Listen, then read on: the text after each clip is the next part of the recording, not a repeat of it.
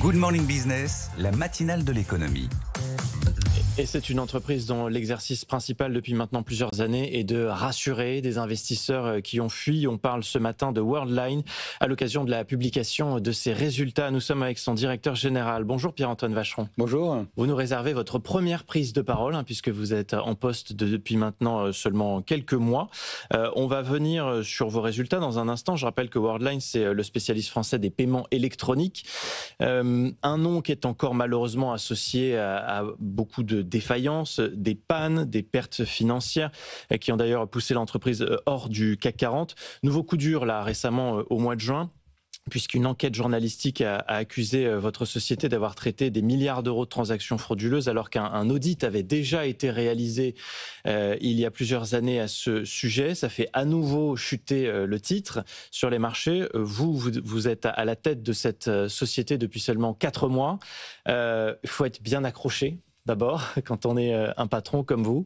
Écoutez, évidemment, faut être accroché, mais ce qui permet d'aller de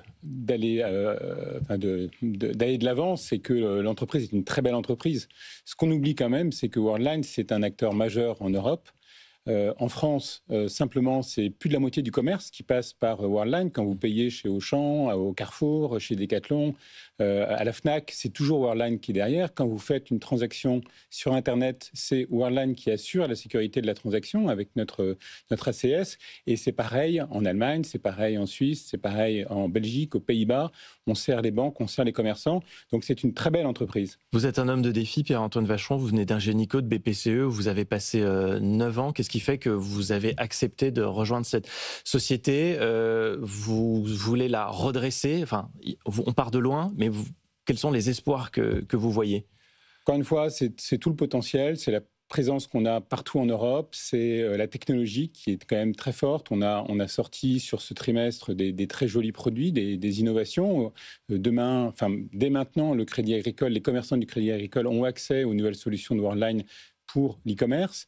On vient de commencer à distribuer Wero, vous savez, le nouveau portefeuille pour les banques en Allemagne. On va le sortir en Belgique en septembre, en France en janvier. Donc, il se passe beaucoup de choses. Et c'est une entreprise que je connais bien, puisque, comme vous le dites, je suis passé par Ingenico. Donc, je sais les atouts de l'entreprise. Je le disais, il y a un premier audit qui a déjà été réalisé il y a plusieurs années. Comment est-ce que vous expliquez qu'aujourd'hui, vous ayez besoin de faire un deuxième audit, alors que le premier était censé déjà rassurer les investisseurs? Là, on repart sur les mêmes sujets. Mon sujet, ça a été de rétablir la confiance et de ne pas avoir le moindre doute qui s'instaure entre les investisseurs, évidemment, mais également nos clients, nos collaborateurs, sur le portefeuille de commerçants de Worldline. Et donc, j'ai dit, écoutez, moi, j'ai rien à perdre. On va faire un audit externe et on va vous démontrer qu'effectivement, le nettoyage qui a été fait depuis 2023, il a été fait. Nous avons les premiers résultats de l'audit qui a été fait par Accuracy qui montrent qu'effectivement, il n'y a rien de matériel, de notable comme commerçant à sortir de notre portefeuille dans nos entités régulées. Donc le sujet pour moi est clos. C'était important de le faire de façon à pouvoir regarder l'avenir sereinement. Donc qu'est-ce que vous dites aux investisseurs ce matin? C'était le dernier audit? C'était le dernier audit, absolument. La direction précédente avait déjà assuré que ces clients-là dont vous parlez avaient été écartés. Ça veut dire qu'à ce moment-là, en réalité, le tri n'a pas été fait, ça n'a pas été fait sérieusement, correctement? Le tri a été fait. Et l'audit que nous venons de faire montre que le tri avait été fait. Donc l'histoire, elle est derrière nous. La campagne, elle a eu lieu sur des faits qui étaient potentiellement historiques. Mais on montre bien aujourd'hui, en prenant la photo, qu'il n'y a plus de sujet dans ce domaine-là. Malgré tout, aujourd'hui, vous êtes encore touché par ce syndrome, si je puis dire, Wirecard. Ça vous colle à la peau, en tout cas à la peau de l'entreprise. Il n'y a aucun rapport entre Wirecard et Worldline. Wirecard, vous aviez des sujets comptables qui étaient importants. Aujourd'hui, on a fait, à l'occasion de ces résultats au 30 juin, tout l'assessment du bilan. Il n'y a rien de particulier. On a fait l'impairment du goodwill parce qu'il fallait le faire. Et maintenant, on peut regarder de l'avant. Donc là, la situation n'a rien à voir. L'entreprise est extrêmement saine. Il y a des ajustements à faire et on les réalise. Donc le maître mot, on l'a bien compris, c'est opération transparence avec vous, Pierre-Antoine Vacheron. Les résultats, puisque vous venez aussi pour ça et pour les commenter, la confiance, on disait, des investisseurs, elle est difficile à regagner, d'autant qu'au premier semestre, vous essuyez une perte qui est quand même colossale, 4,2 milliards d'euros. Comment vous justifiez un tel montant ? Alors, c'est une perte qui est une perte comptable, évidemment, qui révèle ce que l'on a dit que l'on faisait, c'est-à-dire l'évaluation de nos actifs. Ça résulte évidemment de tous ces écarts d'acquisition qui étaient liés aux acquisitions, puisque vous vous souvenez que Worldline a été constitué par toute une série d'acquisitions. On a regardé nos perspectives à court terme, l'évolution du marché qui se ralentit. On a considéré qu'il fallait faire cet impairment, comme on dit en anglais, de nos actifs incorporels. C'est 4 milliards. Il nous reste 5 milliards de fonds propres. Donc là, l'entreprise est très solide. On n'a que 2 milliards de dettes, 1 milliard de liquidités.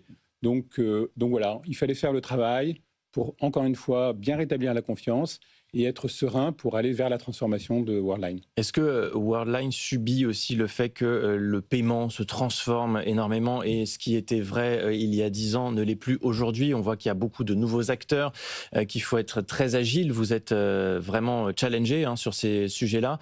C'est ce qui explique aussi toutes ces dépréciations?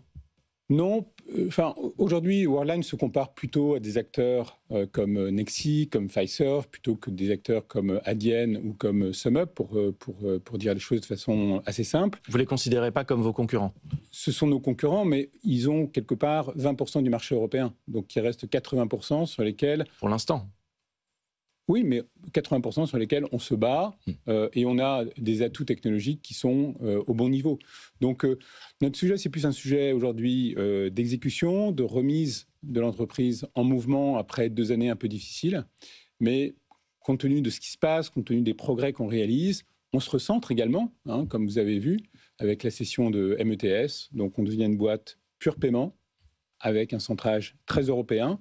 Et avec ça, on va pouvoir se concentrer pour refaire des beaux produits et accélérer nos innovations. La consommation, c'est un point important qu'on regarde aussi, puisque si on ne consomme pas, vos solutions sont moins utilisées. Baisse de la consommation en Europe et notamment en Allemagne, qui est un marché important pour vous. Donc ça ne vous aide pas non plus dans cette période?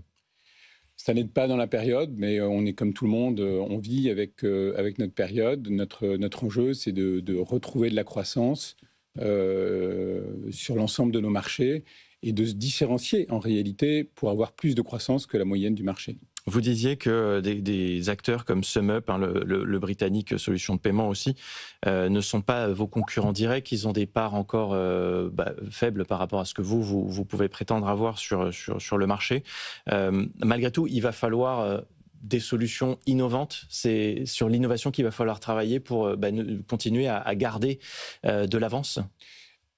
C'est également sur l'innovation qu'il va falloir travailler, pas seulement, mais c'est également sur l'innovation.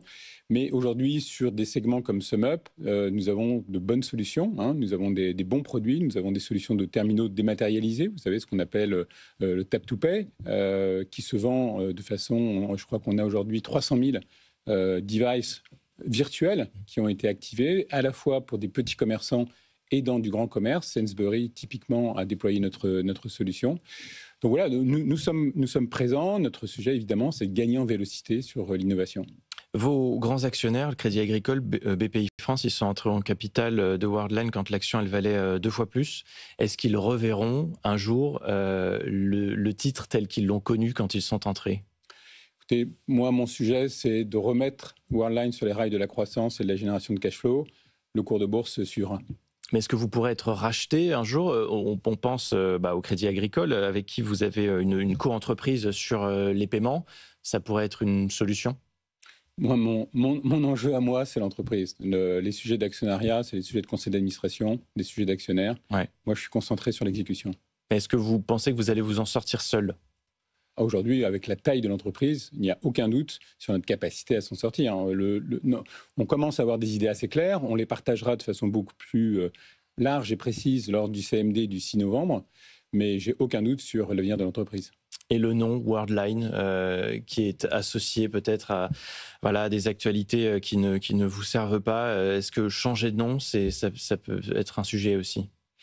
Aujourd'hui, Worldline a une bonne notoriété et dans les pays où nous sommes plus exposés, où on voit Worldline sur les terminaux de paiement, comme la Belgique, la Suisse, l'Allemagne, on n'a pas d'enjeu aujourd'hui de marque sur Worldline. Donc, je pense que dans quelques trimestres, quand je reviendrai vous voir, vous n'aurez plus de doute sur la marque Worldline.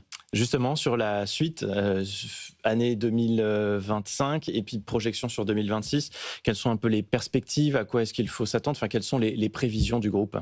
Écoutez, on a partagé nos perspectives pour 2025, pour la fin de l'année. On est encore assez prudent avec probablement un peu de décroissance sur l'ensemble de l'année, donc une stabilisation vers la fin de l'année, une marge d'EBITDA qui est un peu probablement basse par rapport à ce qu'aimeraient les investisseurs, et une génération de cash flow à zéro pour le milieu de notre guidance. C'est pas très glorieux, mais moi, mon sujet, c'est de délivrer ce que je promets, de façon, encore une fois, à rétablir la confiance. Merci beaucoup d'être venu et de nous avoir accordé votre première prise de parole ce matin sur BFM Business, Pierre-Antoine Vacheron, depuis votre arrivée, donc il y a 4 mois, à la direction générale de Worldline. Merci d'avoir été avec nous.